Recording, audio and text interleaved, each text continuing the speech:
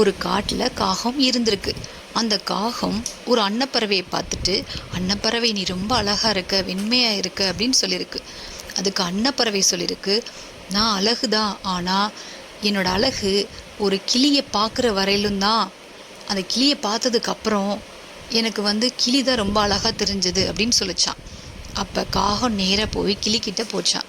கிளியே கிளி நீ ரொம்ப அழகாக இருக்க அப்படின்னு சொல்லிச்சான். நீ தான் உலகத்திலே ரொம்ப அழகு அப்படின்னு நான் நினைக்கிறேன்னு சொல்லிச்சான். அதுக்கு கிளி சொல்லிச்சான், இல்லை இல்லை, என்னை விட அழகு மயில் நினைக்கிறேன். அது பல நிறங்களோட அது உடம்புல இருக்குது, அதனால அதுதான் ரொம்ப அழகு அப்படின்னு சொல்லி கிளி சொல்லிச்சான். அதுக்கு காகம் என்ன பண்ணியிருக்கு, நேர மயில்கிட்ட போயிருக்கு.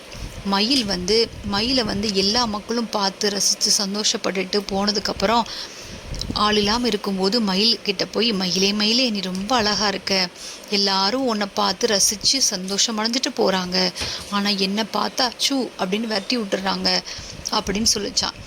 அப்போ அந்த மயில் சொல்லிச்சான், நீ சொல்கிறதெல்லாம் கரெக்டு தான், நான் உண்மையிலே அழகு தான், ஆனால்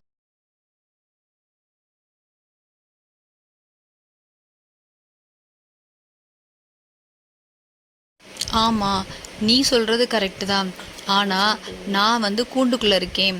என்னோட பார்வையில் யார் அழகு அப்படின்னா காகம்தான்.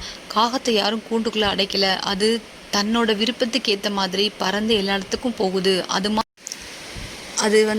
அது தன்னோட விருப்பத்துக்கு ஏற்ற மாதிரி எங்கேனாலும் பறந்து போகுது. ஆனால் நான் கூண்டுக்குள்ளே இருக்கேன், அது கூண்டுக்குள்ளே இல்லை. என்னோட பார்வையில் காகம்தான் அழகு அப்படின்னு சொல்லி மயில் சொல்லிச்சான். அப்போ காகம் உணர்ந்துச்சான், அதாவது நமக்கு நம்ம தான் அழகு, நம்ம யார்கிட்டையும் எப்போவும் யாரையும் கம்பேர் பண்ணக்கூடாது அப்படின்னு நினச்சிச்சான். இதே மாதிரி தான் மக்கள், நாமளும் யார்கிட்டையும் அவங்க நம்மளை விட பெருசு அப்படின்னு நம்ம நினைக்கக்கூடாது. நமக்கு நாம் பெஸ்ட்டுன்னு நினச்சா நம்ம சந்தோஷமாக வாழ்க்கை வாழலாம்.